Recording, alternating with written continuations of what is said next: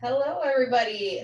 We are here today with 10 easy tech tips. So these are going to be great for you to kind of get some new ideas with some simple websites and Chrome extensions that are going to help you just get started with your school year. So I'm Shannon Quigley, and alongside me today, I'm Sarah Shipe.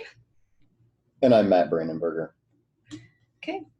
So I'm going to start us off today with our first our intro. So today we're going to share some websites and Chrome extensions to make your teaching a little bit easier. And we'll also share some tips and tricks to enhance what you're already doing in your classroom or for remote learning. So the first one we're going to take a look at today is the Whiteboard. I'm not sure if it's Phi or Phi, but it is. Could it be Fit? It could be. There's lots of options here. Right. So this one is really cool because it's an interactive whiteboard. And so you will be able to see what your students are doing and they'll be able to see what you're doing.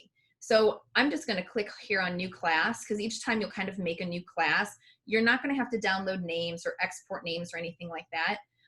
You're just going to have your students, you're going to type in your class name here. And then it's kind of like a Zoom in the sense that your kids are going to be joining. So you can enable a waiting room to allow them to come in when they're ready to. You can upload images or let them upload images, force a simple mode and a slow mode. These are kind of just for bandwidth. If you need to cut down on the bandwidth for students, if they're working at home, then those are some options for you as well. So it's kind of up to you how you want to kind of regulate this. So I'm just going to create a new class. And then my students will be given this code here. So this is something you could just copy and paste onto your LMS. You could copy it into like a QR code reader and just have a QR code up on the screen for them to scan. But students would take this and they would join your class.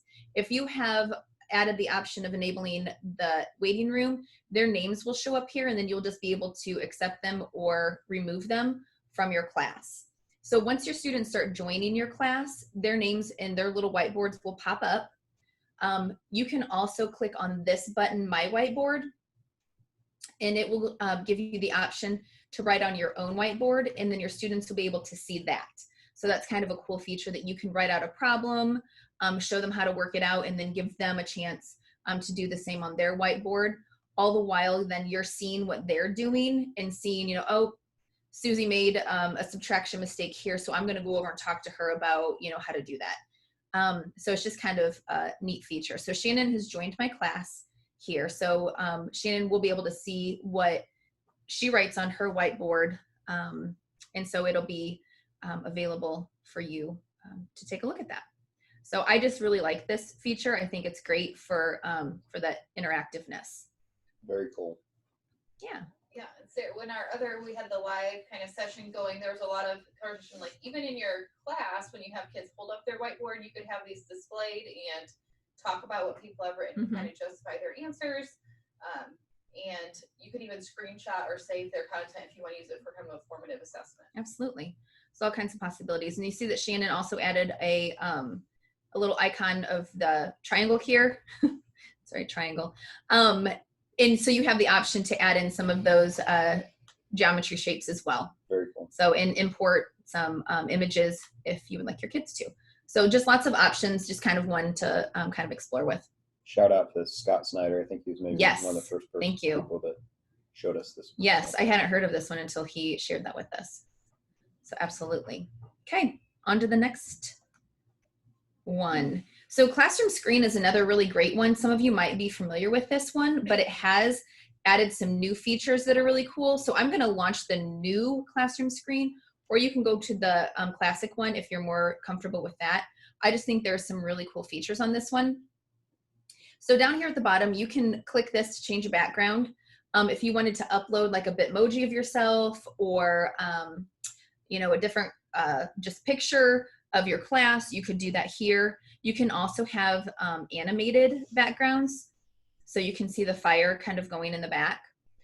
This is kind of a cool feature, random name. I know I would use Class Dojo for this. If you click on this, you're able to type in or pull up your class list. and you can have it kind of randomize a student to call on. So if you're just, picking somebody to answer a question, this is a great tool for that. And your students do have access to this. If you wanted them, like with this dice option, to play a game with a partner, and you didn't want to get out your dice, then you could just have them pull this up, and there's dice available for them as well. This feature, let me click off some of these. No gambling though. Correct. Right. That we should probably make that very known. Sound level is kind of a cool feature. You can see I'm really loud because the sensitivity is up. If you turn your sensitivity down, it won't show up as much, but this is kind of a neat feature that when your kids are kind of working in class and you want to set a tone for how loud it can be, this can be up on the screen, and you kind of can gauge the noise level. You can turn on this little button here, and it will kind of send an alarm, to your kids that they're being too loud if you have that set. And so you would set that here with the max noise option. So this QR code is kind of nice because here's the code they would scan to get to classroom screen, but then you can also add in a different site if you want to, like to put in to make a QR code. Can't get my words out. So like that Whiteboard app that we just I just showed you, you could put your classroom code here and they could scan it and get right to that whiteboard. So that's kind of a neat feature as well. So you have the drawing and the texting or tools down here as well. So you could draw a problem if you wanted to, or draw, a picture if you were playing some kind of game if you wanted to with your kids. This text box is where you can just write like a note to your class from the morning. I want you to come in, sharpen your pencil, put away your belongings, and get started on, this math page, or, go to our classroom LMS page. So you just have like a little note here of what you wanted your students to maybe work on in the morning when they were arriving. Some of these other things, there's just some extra tools down here at the bottom. This work symbol is kind of nice because it's kind of showing them visually how you want them to be working. So if they're supposed to be completely silent, or if they could be on a whisper. So it's kind of what we have, posted in our classroom as well, of like noise level and how you want your kids working or not working together. This traffic light is another feature. I'm not 100% sure, what teachers would use this for. I mean, it could be that you want students to stop what they're doing and everybody freeze and look at me, or continue working on your assignment. And this one might be, we're getting ready to stop. So, start to kind of gather your things and get ready to move to the next activity. So the timer, stopwatch, and clock are also down here as options. You can set a quick timer for your students if you want to give them 5 minutes to finish an assignment. And then, if you're using a timer or a stopwatch or a clock for anything else. So over here on the sides, there's three little lines here. And so then there's some other options here. There is an upgraded account, like more of a paid account coming soon. But you can have a new screen. So if you want to have one for like the morning, or for math, or for reading, or for end of the day, you can have several different screens going. You can create a poll or do another group maker. So there's other just kind of little things that you might want to play around with to get really familiar with Classroom Screen. So I think that's a great tool. Anything you guys want to add to that one? Ways you think you could use that? No, like you said, I just love using it in the classroom and having it up there for people to come in and kind of see what's going on. It's nice. Kids could even really pull it up and use the whiteboard features of it. So it's nice that you don't necessarily have to create an account. You can just use it. Yes, just like that. So it can just be pulled up anytime really quickly. Yeah, the simplicity of it is definitely its best feature. Yeah, for sure. All right. So next one. Quizzes. This is one of Matt's favorites. He just kind of recently found quizzes. Yeah. Late to the game. That's okay. Late than never. That's right. So quizzes is great because you can not only find quizzes that are already made, but you can easily create your own, both with your own questions or by importing other questions. So here's kind of the first page that you'll get to. If you wanted to find a quiz that's already made, you would use the Find the Quiz feature. And so I might say like 4th grade fractions. And then it will bring up a list of 4th grade fractions. What's nice is over here on the side, you can see what questions there are. And if they're ones that you, oh yeah, I like this one, I'm just going to use this one as it is. That's my favorite feature, that so many of these things are already made for Yeah. you. You don't have to go reinvent the wheel. Exactly. But you could tweak it if you wanted to. Yes, you can. And we will, we'll talk about that too. So if I wanted to create my own quiz, if I was like, I like some of these questions, but I don't want to use them all, I can go to create a new quiz, and I would just title it whatever you wanted to. Oops, sorry. And you would pick a subject. So I'm going to pick 4th grade math and go on to that green button. So here's where you can put in your own questions. So if I want to make some multiple choice or open-ended, I could do that here.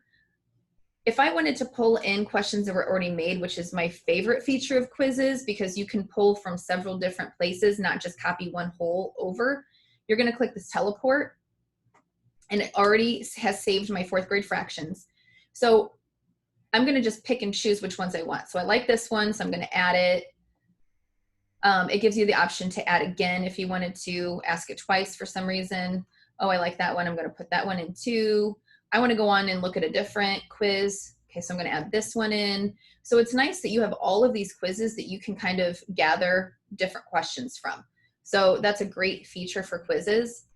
The other thing that I like about quizzes is that when you make an assignment for it, and I'm just going to kind of skip through some of these, it just asks for how you want it viewed and things like that. I guess apparently I have to put in a grade level real quick. The nice thing when you assign this is that you can do it a couple different ways. You can play it live like a Kahoot, or you can assign it as homework. That's what I prefer doing, because then my kids can complete it on their own. So I could put it as a workstation activity, or you know, just an assignment for the week or the day that I want them to finish. And so I can click on assign it as homework. You can adjust the date when you want it due. So if you assign it on Monday, you want it due by Friday, you can do that here. And then you just click the green button. This is the join code that your kids would use. So you could just post this somewhere in your LMS, and they would just type this in like a Kahoot to share. The other nice thing is the reports that they give.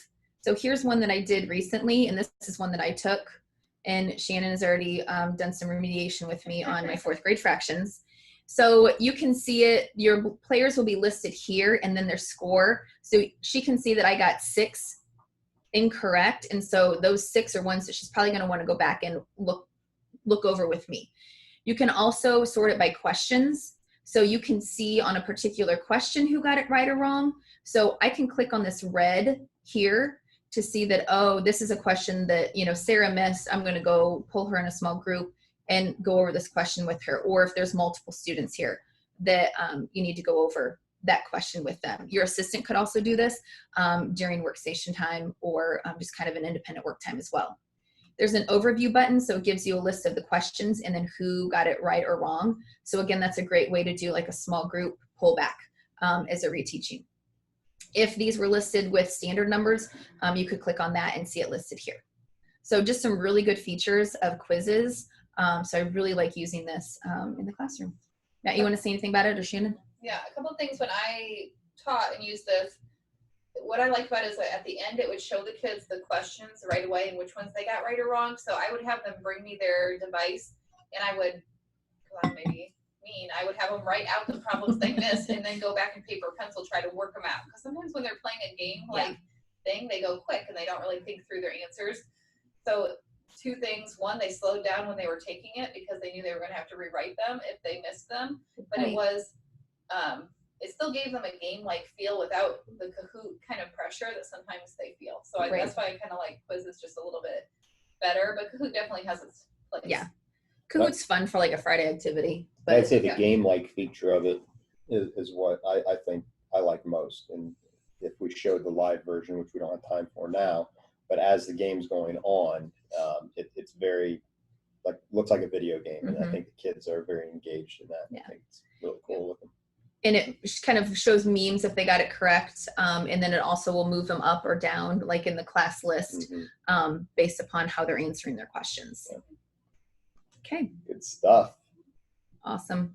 Here we go. On to the next one. The Sarah Shipe show rolls on. You guys will get your chance. Yeah. Don't worry.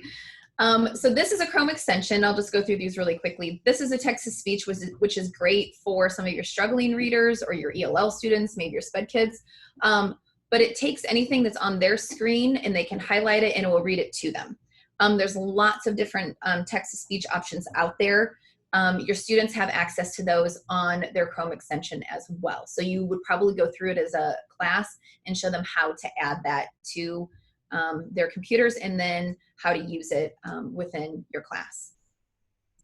Okay. And one thing is, if you do find an extension that we don't have added and they can't add it, you can request it through a tech request, and then we can put it in there so they can easily add it to their computers as well. Right. Just to understand, teachers are able to add extensions at free will, but any student ones do need to be approved and then can be added. Yeah. Thank you for that. Okay, and last one, I promise. Padlet. Keep going. So Padlet is an online, like, kind of post-it board, and this is a place to kind of gather thoughts and ideas, discussion questions. Can be used at any grade level. I know Rick really likes using Padlet, and you can copy the link to your LMS page. And Shannon also told me, which I didn't realize, you could also copy the embedded link and embed it right into your LMS, so your students aren't even leaving your LMS to go to the Padlet site. So that's kind of a cool feature as well. So here's one. If you click here, you can see one that I created and how you can add to it. We'll just go to Padlet itself real quick and take a look at how to use those. So here's the one that I had created, where I just asked, you know, what's one tool that you learned about today that you could add to your class. So if you're responding to that, you would just double click anywhere on the board, and then you could add that, add your ideas in that box. So this little bar up here at the top is always right in my way. Okay, so to make a Padlet, you just click Make a Padlet, and then it kind of gives you some options of how you want to lay it out. I prefer to do more of like the shelf method, because then you can list a question at the top and your students can answer it right underneath that question. The other ones are kind of all over the place, so kids can kind of put their boxes wherever, and they can kind of overlap, or they get moved or pushed aside. So it's kind of nice to do that shelf if you're going to have, you know, multiple kids answering multiple things. It kind of just keeps it in line a little bit more. But there are lots of different options here for Padlet, and so you just kind of can select the best that works for your classroom. I will tell you that you only have certain options for or certain number of Padlets you can create before you have to upgrade to a paid account, but you can get rid of those once you're, you know, not using them anymore. If you take, you know, a screenshot of it to keep, you know, in your files or whatever, you can get rid of those once you're done. So once you click on your Padlet, it'll kind of ask you some other questions about how, give you a chance to do a title and how you want it laid out. But it's pretty self-explanatory, so I don't feel like I need to walk you through all those things today. And just for time's sake. One of the ones I like on Sarah's screen is that yellow box, the back channel. If you were a teacher who ever used like today's Meet, there wasn't really a great alternative, and that's really just like a chat room. So if you're doing a read aloud, you could put up a Padlet back channel, and the kids could discuss the questions that you're kind of doing as your think aloud, and then virtually they could communicate with each other without having, you know, 20 voices talking over each other. So I really like that back channel. That's a newer. I was going to say, is that newer? I didn't Yeah, even realize that was there. Last January, so they put that one out. So that's a nice one. And again, you could embed it right on your LMS page, and they could be chatting that way. And there's a little filter profanity button, so you don't even have to worry that you're not constantly monitoring, because it kind of does it for you. Yeah, and it will give you the option to look at any of the Padlets before they get posted. So if you do want to just monitor it and double check to make sure nothing inappropriate is said, it will give you the option to do that before they go to the board to be posted for everybody to see. Yep. Matt, anything you want to add? Oh, I love it. Okay. Perfect. Okay, now it's somebody else's turn. I think it's Shannon. Me. All It right. is. Okay, so I'm going to share my screen now. Okay. Do I have to stop sharing? I think you need to sing a little song along with this next one. Sir LinksALot. Oh, Okay. We'll leave that to you, Matt. Go ahead. I've just got a couple here to show you. And the first one that if you're in our Google class, I've shared this one before, but it is one of the ones that I like to use. It's called Sir LinksALot. And the reason I like it is it kind of gives you a quick way to make your Google Doc shareable in the way that you want without you having to mess with the share button or change the URL at the top of the screen. So I'm just going to go out into a slide deck here that I have that I'm going to use for my next part. And to share it, up here on my extensions bar, I've gone to the Chrome store, searched for Sir LinksALot, and then added it to my extensions. If you run out of space up here, you can always put this little puzzle piece in your other extensions appear. So when I select Sir LinksALot and I'm in some sort of Google document, it's going to come up. And it's going to give me these options in blue. So if I want to force a copy for my kids to do something, I just click the force copy button. And what that does is kids are never editing the slide deck that I made or the Google Doc that I made. It's essentially giving them exactly what I made, but now they can open it up, edit it, and it's not doing it for everyone. So the copy button is really important. I won't automatically be able to see what they did if I use this button, but it will at least give them their own copy that then they can turn in however you turn them in. The other button is for preview. This is nice to do as well because kids can then just see your document. So say it's nothing they really need to interact with by editing the content. Like some of your Bitmoji classrooms or things like that are things that you might want them to just preview and be able to click on or look at, but they can't actually edit the content. So that's what the preview button does. The template is if maybe you have like a slide deck that you want them to have certain components on and you have it laid out the way you want and they just have to put the content in, you could use it as a template. And then up when you share it, there's a little button that says use template, and then kids just grab the template. It's similar to a copy, but it really just, I don't know why they call it a template so that you can share it. I don't know, Matt, if you have a better description of why they're different. I do not. Okay. And then the last one is PDF. If you want to turn something into a PDF. So for parents, PDF is really nice because it's easier to read, say on their own personal devices like a phone or a tablet. If they don't have all of these Google tool like slides or docs or things downloaded in the app version, a PDF is much easier read from different devices. So if you want to share something as a PDF, use that version. So once you select the way you want to share something, you just either click the link or copy a shortened link, and then you just post that link wherever you share links with students. So post it on your LMS page, post it on Clever, and then it will take them right to that document. So that's just a really handy extension to use to kind of get a workaround, and then you don't have to worry if you shared it correctly. That PDF would be great for sharing like newsletters or just, quick letters that you want your parents just to see and read really quickly and not need to have any interaction with. So yeah, that's a great feature. I like that one. And one of the things Matt and I talked about yesterday is that you can share like your Bitmoji classroom, or if you've seen people make those like virtual apps online on Facebook and Instagram, they're kind of going around right now. You can save things with links as PDFs and the links are still clickable. Okay. So if you are worried that parents won't be able to interact with it as a PDF, they still can if you save it that way. Okay. The next tip I'm going to share is kind of again related to the Google resources. And that is a button that I don't think a lot of people are aware of that Google has within their tools, and that's the Explore button. So right here, you might have your kids want to do a quick presentation on one of the founding fathers. So I've got Alexander Hamilton here going, and I don't want them to spend hours making this. I just really want them to have limited content. And if you've ever worked with especially elementary or middle school kids, you can go down a rabbit hole of slide design and transition that you'll never get out of. But the Explore button does help you a little bit because I've got my slide here that just says, I want them to create a slide about your favorite animal, 1 picture, 2 facts. By hitting the Explore button, everything they sort of need out on the web can be right here. So they could pick a different layout for their slide. But down, if I click up here and I type in what I want, so I'm going to say a giraffe is my favorite animal.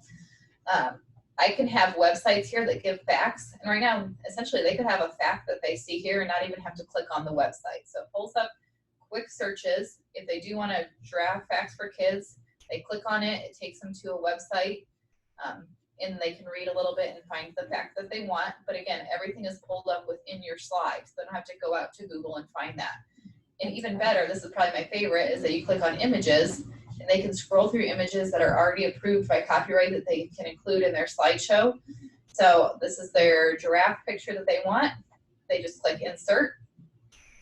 and they didn't have to save the picture to their desktop and then try to find where it is, but they can add it to their slideshow, and then you can see it links to it to give it credit to where it came from, so you kind of know how they found that. If they don't want that link, you can always unlink it so that box goes away when you click it. And then you can also insert things from your Google Drive. So if I had anything else saved about giraffes in here, I do have a LinksALot article. I could. It's almost like I've taught about my favorite animal before. I could insert that article as well, or they could read about it and insert content there too. So just that explore button is really nice to kind of in the first days of school, you could even just teach your kids about that button, and then by default, we'll start using it as you create tools. So That's awesome. Yeah. Our girl's favorite squeaky toy is as kids was a little giraffe named Sophie. Did you ever have that one? Yeah. Is it like the teeter one? Yeah. Oh, we had an Teeter one, elephant. yes, We had I an did. elephant. Yeah, there is Sophie the giraffe. Oh. When you said chew toy, I was thinking of your dog. That wasn't Weird weird. that you were calling her our girl. It was a weird choice of words. So we've all learned that. Okay, the last one I'm going to share is about Google Keep, and kind of keeping in trend here with my little Google Slides to-do list here. So Google Keep is another tool that I think is handy for both teachers and students. And you get to it just by going up to your browser and typing in keep.google.com. And what Google Keep is I know there are sticky notes available on your Lenovo that Diana, I think, has shown in a couple different PLs. But what's nice about Google Keep in my mind is that this is a kind of essentially a same thing, a note-taking app. It has a few different enhanced features, but it's also available on every device that you have. So if you have your notes from school on your computer, you can also connect to your phone through an app or your iPad, and all of the notes are there. So it's really easy to quickly take notes. And that's, so you can name it. Then you can just add content for things that you might want to remember about this PL, or if you're in a staff meeting, you can pull up a note and just kind of write down what your principal or coach is saying. And then you can change the color. So anytime you're talking about math, you could color it blue. Same with your students. If they are working, say they're reading a reading passage on paper and you want them to annotate or take notes, they can use Google Keep to take those notes. They could add images in that support what they're thinking, or you could add an image of a paper. One of the things I know, maybe I'm not the only one, but when you get all those handouts from a PL, you don't always keep them, but you could snap a picture with your phone and then upload it to your Keep notes so you kind of have the content in one place. You can add collaborators, so if your team wants to have one shared note from that, you can. And then just a couple other, without going too deep into it, just click these drop downs and you can see that there's different things you can do. You can turn a note into a Google Doc, so all of a sudden now you have a more formal document to create a note. You can do check boxes to really make it, check box PL, create a Google Keep. And then when you're done, you can just, check them off as you go. So if you're a person who likes to kind of keep track of what you're working on, that is a great thing to do as well. Your to-do list. You can uncheck them, you can hide them, make copies. There's some other tools you can play around with in here. But the one I really want to show you is that you can add labels to them. So when you add a label, you can name it right up here to create a new one. But then once you're done with your note, so if you are saying this is my curriculum planning meeting, or I'm meeting this, I think I've got a Google one here, this is my Google meeting, I can click that tab and then it's labeled down there in the bottom. So then if I go over to my folders or my labels over here, when I click on Google, every note that I've ever created with that tag goes there. And you can tag them with more than one thing. So if I was doing a curriculum presentation and Google at the same time, I could have more than one tag on there as well. So then all of my school notes are kind of labeled there for me to quickly go to. And if it was important, I just hit this little pin, and then when I go to my notes, it pins it up here. Shannon, sorry, yeah. I noticed you have your buildings off to your side. When I was an instructional coach, I would use these for grade level notes too.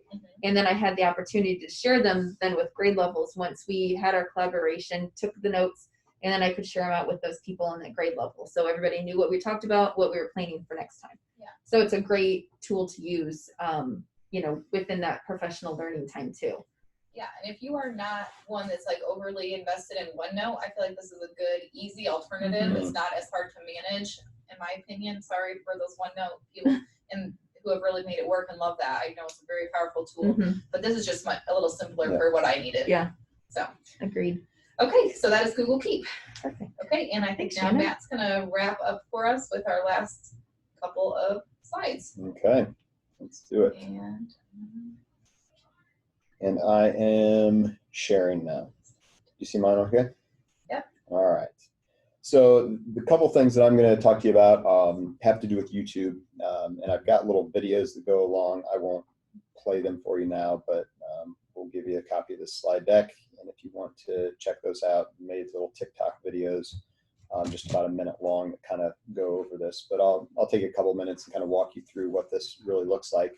The first one talks about playlists for kids on YouTube. So if I go to YouTube and I want to create a playlist, you can see down the left-hand side under library history, your videos, down a little further, these little icons here are playlists that I have. So under this account, this must be where I had a couple church things for VBS that I had created playlists for. So any playlists that you have existing are here already. But if you wanted to create a playlist for your class of videos, let's say you were doing a section on area and perimeter. So I'm going to just type in a search area and perimeter, and we'll do 4th grade. Since that's what Shite did earlier. And I used to teach 4th grade. So you find videos here, and let me just show you. If I click on this one, and I wanted to preview it before I showed it to my class, and this one actually does allow me to save it to a playlist. So whoever created this did not put that it was made for kids, because kind of the tricky part is a lot of educational videos, since they are made with kids in mind, do not allow you to save them for kids.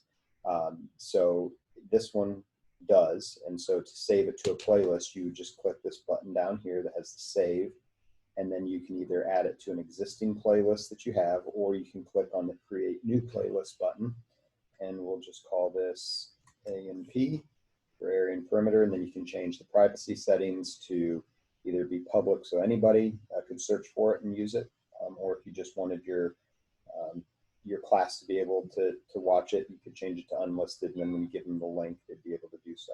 So once you create that, then you could add more videos. So let me just hit my back arrow and go to some other ones here. Let me see if I can find another one that says for 4th grade, and another one that allows me to save. So I found a couple, I guess, good examples that I can just go ahead and do. So let me see if I can find one real quick. Well, while you're doing that, yeah. Matt, just if you are uploading content to YouTube and it is for your class, make sure you do select Made for Kids, because there is some legal requirements that you need to do that. So if these people aren't, that's their choice. So we want to make sure we err on the side of caution. And it could be that they, like you can see this video was created in 2016. So I don't know when they changed those regulations, it was within the last few months.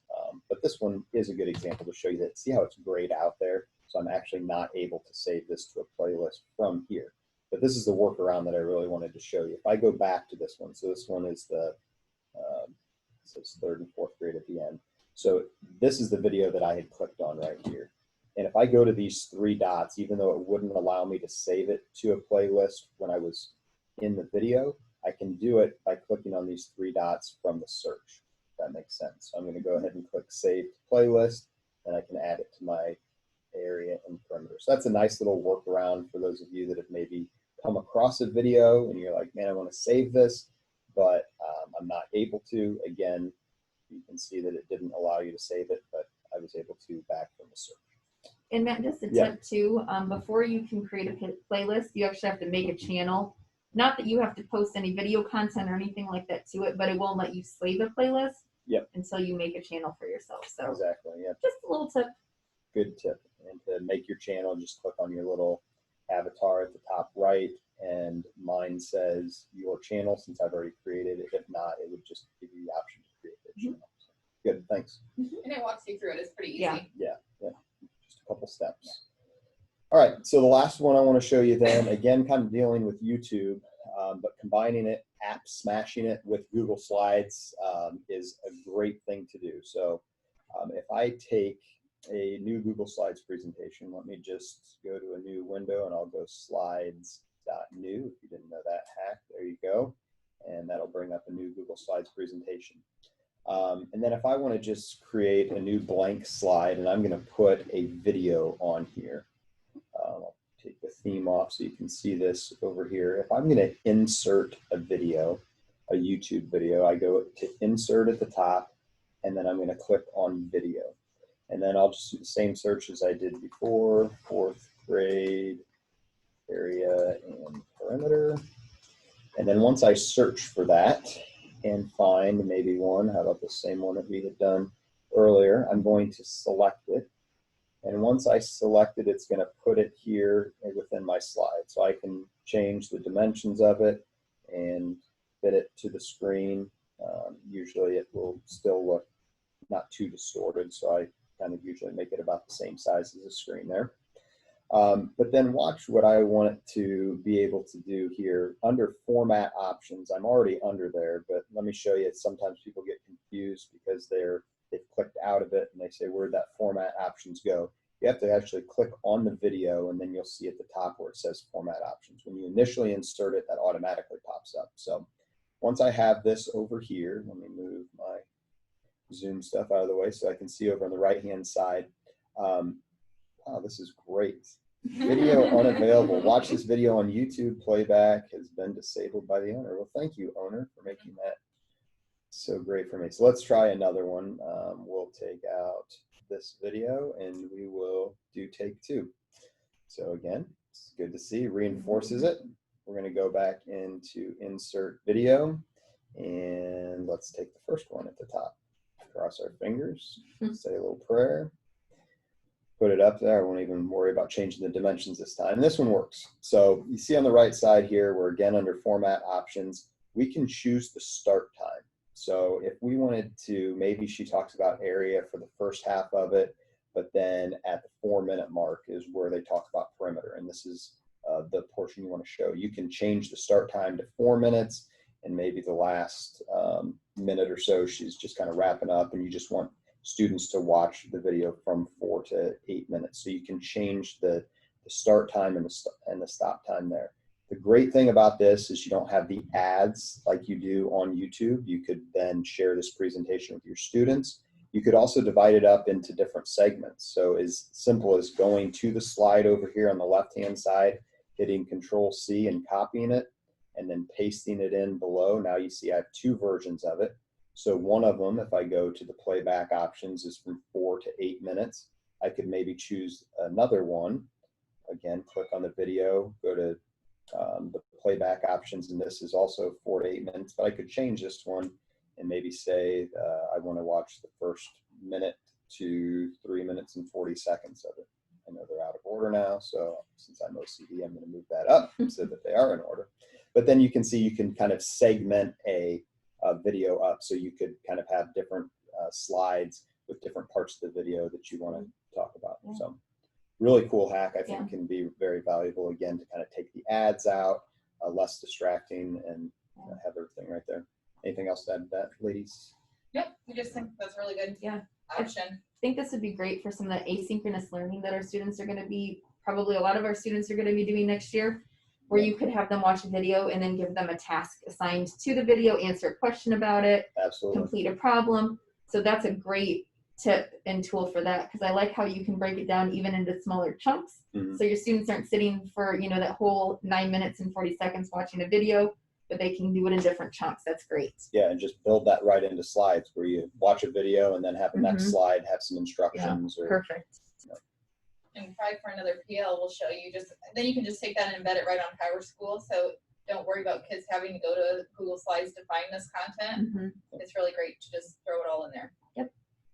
Very good. Thanks, I think Matt. we have one more. Oh, that was just our sample from class. We just delete that slide. Okay. So never mind. That was it. Yep. That was it. That was the information. So if you're watching this week, just know that next week we are not offering PL. There's the Indiana Connected Educators Conference, so just Google the ICE conference and you'll be able to find how to register. And we highly suggest doing that because there's some really great national speakers and it's free to do. And that's the week of July 20th. The week of July 20th, in case you're watching this after that. Yeah. Don't do that. Don't do that, because I won't be there. So thank you for tuning in. We hope these were helpful. If you have any questions, feel free to reach out to any of the district technology coordinators. We are always happy to help you. Have a great day. Everybody. Yeah. Bye-bye. Bye. You're so How do I stop it? And 5, 4, 3, just another minute of us. 1.